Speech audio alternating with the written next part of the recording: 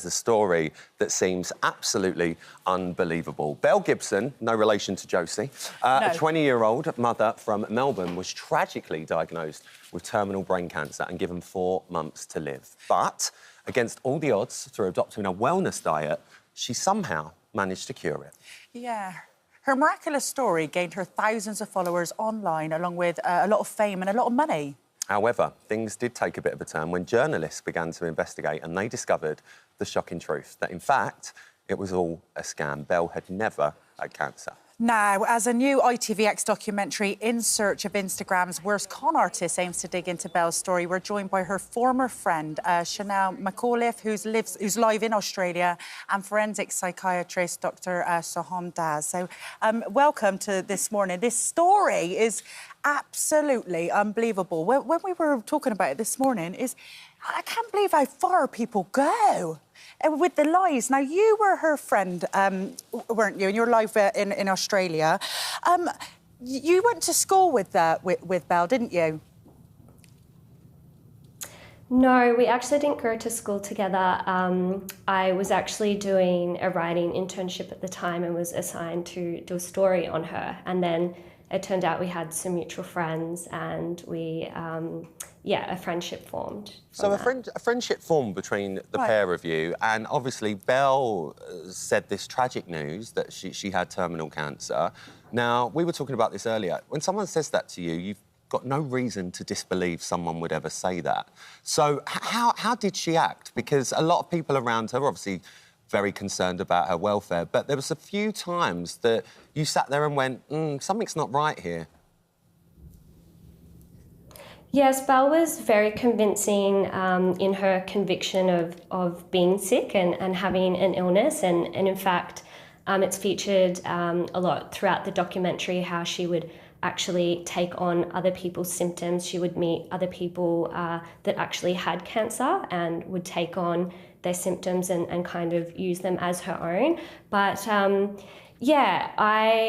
things just started to not add up for me. There was a few things that happened, like excessive drinking of alcohol, going to a solarium and tanning. Like, obviously skin cancer is a really big issue here in Australia. So those things didn't really make sense to me. I had a family friend who passed away of cancer, and I had witnessed their journey with it. So I was kind of aware of someone who is actually very sick of cancer and what that looks like. And they get to the point where they're very frail and bedridden. And Belle was never presented those kind of symptoms. She was always very active, very well, kind of thriving, running a business empire.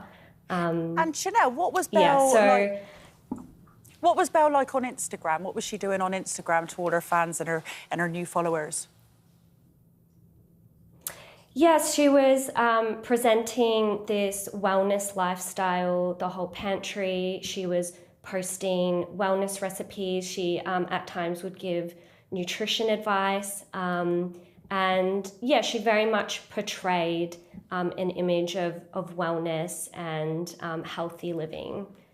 One thing that really struck me is when I was reading about this story, and I know it's all in the doc, you had enough suspicion to call her out on this and actually try and find out what was going on. You went round to her house unannounced. What was said when you saw her?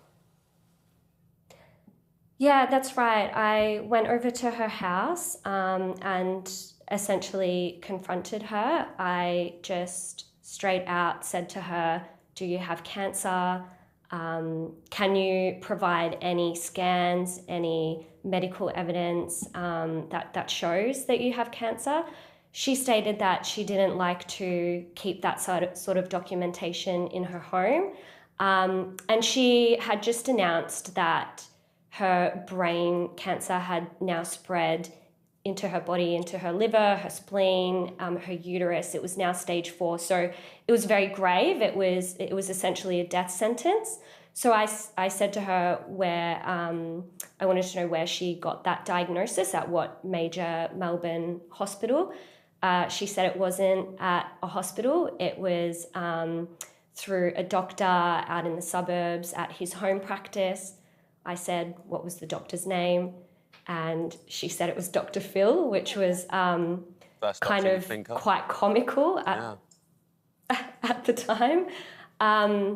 So, yeah, the more she spoke, it just kind of confirmed, you know, my suspicion. And, yeah, there was nothing that she could come to the table with to make me believe that, that she in fact had cancer. And Chanel, when you met her at the door and you confronted her, which was very brave, because it's a big thing to do, to call somebody out on their lies, especially these sorts of lies. What was her reaction like? Did she become really defensive, or was she cool as a cucumber? Belle was extremely defensive. She stated that I was interrogating her. I was actually very calm when I was speaking to her. I definitely was quite firm, and I really wanted answers, and I kind of demanded answers, but I was very calm, still quite respectful. She was caught very off guard. She was defensive, and throughout the conversation, she then started to say that she felt very sick. She kind of started to slump in her chair, was almost starting to act like she was passing out, but I had kind of seen her do things like that before, and so I knew that she was pretending, and I knew that she was just kind of cracking under pressure. Well, Chanel, we know... So I knew I was yeah. We know in the documentary, spoiler alert, but we know that she was lying. It does unravel, and it took you quite a lot of time. You'd spoken to the police, you'd spoken to journalists, you'd spoken to a lot of people about this, and finally, a journalist got on board with this, and you did manage to find out that she was lying and prove that she was lying. What was the reaction from her followers? Because she had gained such a big following. She said she was donating money to charities for sales of books and things like that. What did people think of this woman? Initially, her followers were very loyal. She had built quite a big community. So initially, her followers came to her defence and, you know, were saying that the journalists had got it wrong. Outside of her immediate followers and her community, the general public, which at this point it had started to be global news, there was, a huge kind of backlash against Belle. The general consensus was disappointment and shock, and I think the general public had realised what a dangerous message she was spreading with her misinformation, and it was a dangerous message. She was influencing a very vulnerable group of people that were potentially making life or death decisions based on her story. It's absolutely disgusting. Thank you, Chanel. Dr. Daz, why would anyone pretend they were sick? Do you think she was a pathological liar? So, first of all, thank you for having me on the show. Pleasure. I think with Belle Gibson, there's a number of different motivating factors. So, absolutely, some of it was simply for the attention. Some of it was for the social media following. So she got thousands of extra followers on Instagram. Some of it was financial, I believe. You know, she took all these donations and said that she was going to donate them to charity. So she's quite atypical for what you might expect for a typical scammer because she has so many different motivations. To answer your question about whether I think she's a pathological liar, no. The reason being is because pathological liars, the whole motivation is the process of lying. So it's not to gain any kind of specific benefit. And also, they're really compulsive, hence the term compulsive liar. They can't control it.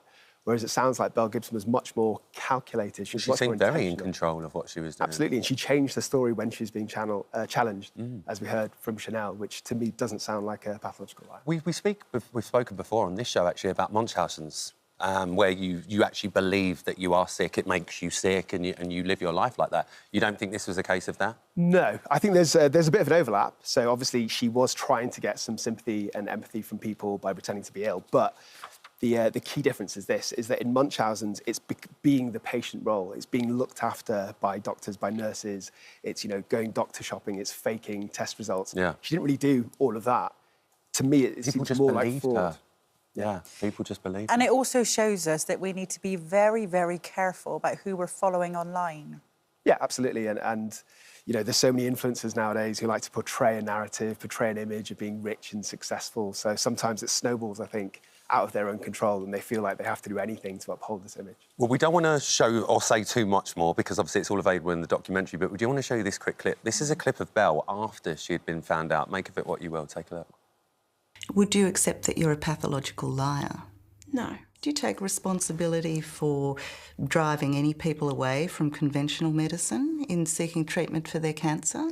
That would be really heartbreaking to me because I never intended on doing that. Actually, how old are you?